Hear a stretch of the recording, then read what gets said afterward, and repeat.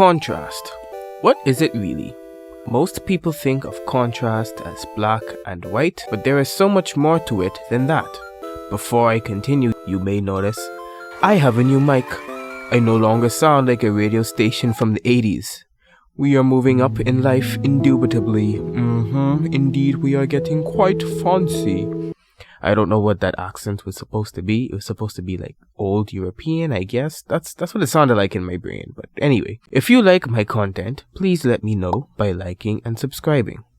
I would greatly appreciate it. I am trying to raise my cult of art masters, and I can't be your leader without disciples.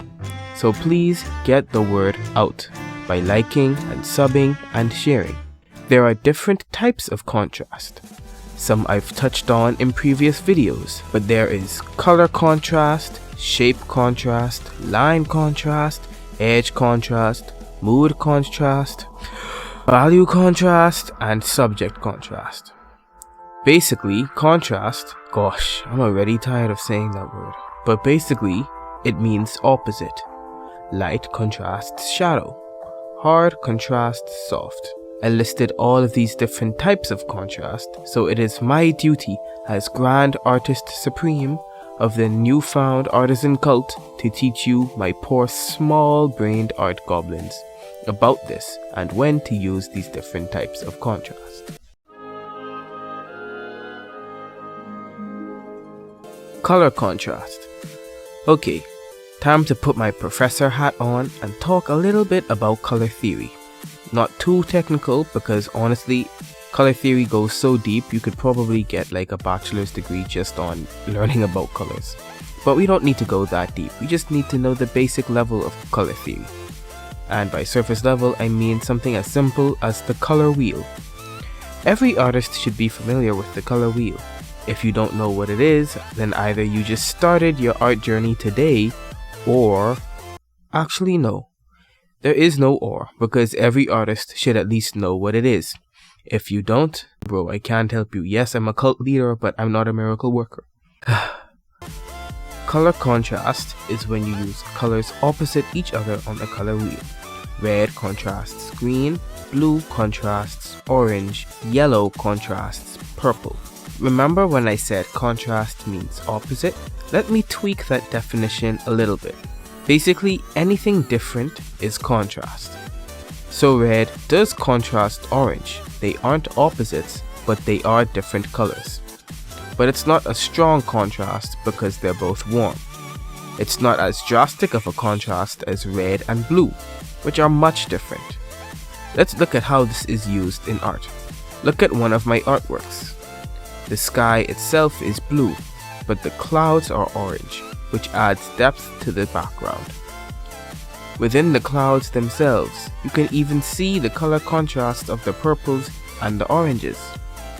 Even the girl herself is in a deep red colored clothing, which contrasts starkly from the bright blue sky. Another example, Marco Bucci. If you've watched my previous video on shape language, you would know who this is. Look at the blue light of the moon hitting the side of the monster and bed facing the window. It contrasts with the warmness of the lamp hitting the opposite side. Color contrast. Or this artist. It's much more stylized, but still a really good painting. Look how many colors are in the face alone. The red tones of the frontal planes of the face, like the cheeks, the nose, the forehead, the chin, contrast the blue tones of the side of the face, like the cheekbone, the temple, the neck, and the jaw.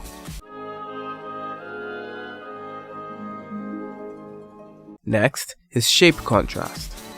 I did a whole video on shapes already, go watch it. That's not a question, that's an order from your cult master. I kinda talked about shape language already in that, so I won't spend much time in this video talking about it. I'll just give you a short rundown.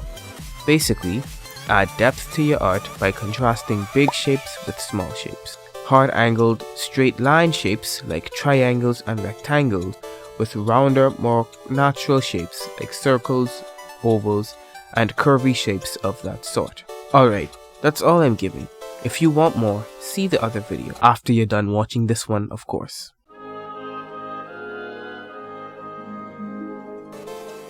Line and edge contrast. These two go hand in hand because the edge of a shape is a line. You have hard edges and soft edges. Hard edges are when the transition of one object to the other is distinct and clearly outlined where one object starts and another ends, whereas a soft edge is when the transition is more of a gradient. Let's look at some edges. That's a weird sentence. I don't know why, it just doesn't sound right. Let's look at some edges. Anyway, when shading a round object, the edge of the shadow and light is soft because it's curving and it's a gradual change from light to dark. Whereas the edge of a cubic shape, because it's a hard angle, will have a hard edge going from light to dark. This is because cubic shapes have a distinct corner. Another way to use edges is to emphasize focal points. Focal points for the pea-brained among us are the points where you want your art to be focused. When making a portrait, you want the focus to be the face, right? So make the edges in the face harder than everything else, because the harder the edge, the more defined the shape. The torso and shoulders, anything else in the portrait will be secondary, so make those edges softer. Or, if you have a character in motion, let the character have the most definition, and the further into the background you go, you get less detail, and you give the background objects softer edges. Another tip: if it's in light, harder edge. If it's in shadow, softer edge. The features that are in light are more defined. Why? Because we see them better. Now lines. Line contrast is simple. You have solid lines or broken lines. You have thick lines or thin lines. Lines refer more to line art rather than rendering. Thick and solid lines are normally used to highlight an object, like this. The thick line of the ball compared to the thin line of the table highlights the ball, and that makes the ball the focus of the piece. But if we change it to this, now both the table and the ball are the highlight. Now look at this. The solid lines of the outline of the hair define the shape, but the thin, broken lines of inside add necessary detail without taking away from the overall shape.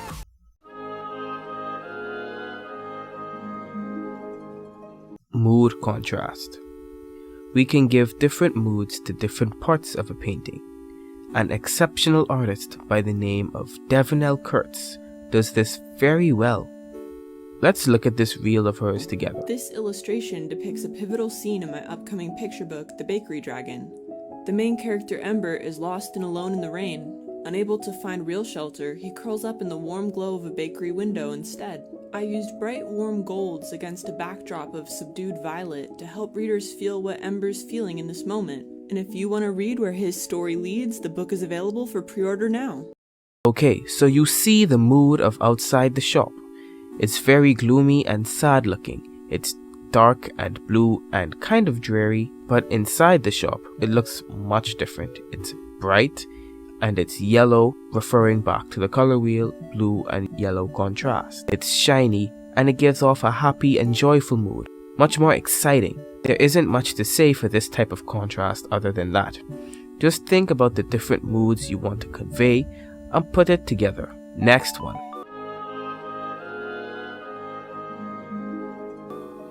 Value contrast. Okay, this is the one everyone knows. When you edit the contrast on a photo on your phone, it changes the values. This is the type of contrast everyone thinks of when they hear contrast, light versus dark. Value is just light and dark, to be honest. But anyway, yes, values are important for shading, but it doesn't only have to be shading. Stuff in shadow will obviously be darker value. But if you look at the skin color of these two arms, both of them are in light, but one is obviously darker than the next. Use these things to your advantage. Once again, look at Devinelle. As you get closer and closer to the foreground, the values get darker and darker. It doesn't necessarily mean that the subjects in the foreground are in shadow.